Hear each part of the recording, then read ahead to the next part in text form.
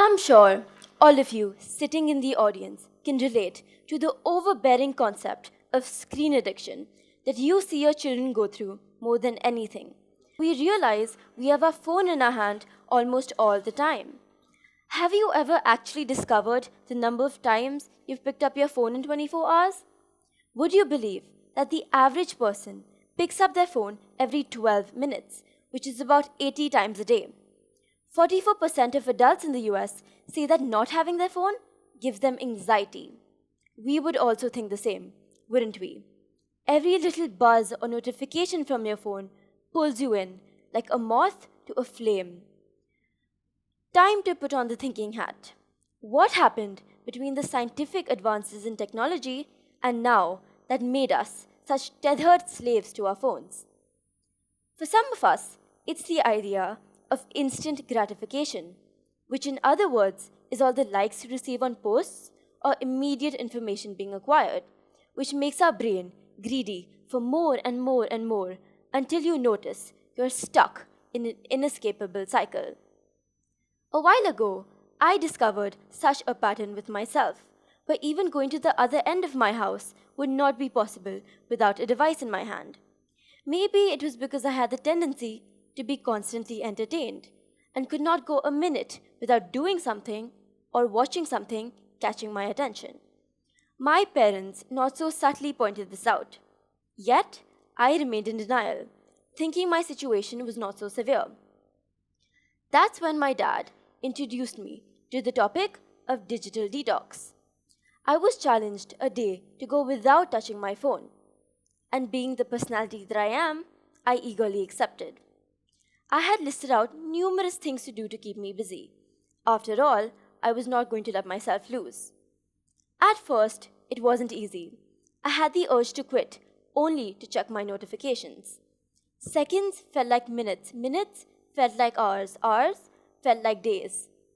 And gradually, I came to the realization that I was perfectly fine without them. I didn't feel as if I was incomplete. In fact, for the first time, I felt as if a huge burden had been lifted off of me, as if I had felt liberated from the chains that held me captive. I didn't feel the need to check my phone when it buzzed. The invisible strings that used to pull me closer and closer had now been cut. After weeks, I finally decided to take my dog down for a walk. But instead of thinking of it as a chore, I thought of it as an opportunity. An opportunity to notice the things around me that I'd previously overlooked. An opportunity to be truly present in the moment without any distraction from my phone. Though it took some time, I noticed just how at liberty I felt by the gentle breeze caressing my hair.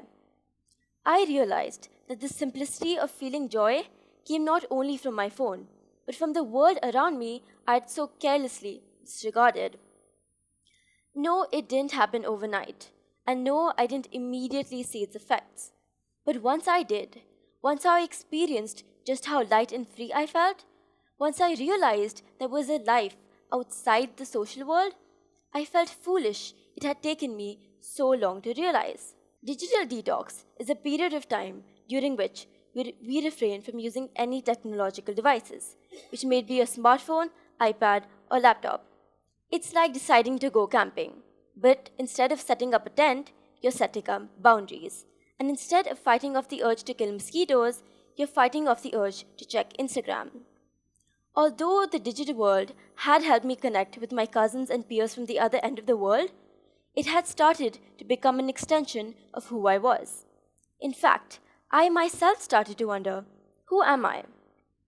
It came to the point where I started taking BuzzFeed personality quizzes to get an idea of who I was.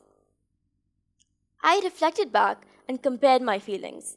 Before I made this change, how subliminally weighed down I felt, and consequently, how my parents loved telling me I used to have mood swings. And after, how personally content I felt, how I experienced a deeper connection with the simple world around me. Another concept contributing to the high usage of screens is constant connectivity. Imagine this. Because of some or another responsibility, you miss out on a social gathering with your friends. And the next day, as always, you open Instagram. You're overwhelmed with overflowing stories and posts of that day, leaving you with FOMO. Constant connectivity feeds the fear of missing out, causing you to check up on everyone and their seemingly exciting lives, making you feel as though yours is less happening. It's not only about improving your health, it's about being truly present in the moment. It's about being mindful enough to put the phone down and pick up a conversation with the friend next to you. It's about realizing that sometimes the most important connections aren't online. They're in the real world, in the moments we've been too busy to notice. So the next time you find yourself caught up in the constant flow of notifications, remember that taking a break doesn't mean falling behind. It means finding the space to catch up with who you truly are. Because at the end of the day, life is happening all around you, and it's worth being present for. Thank you.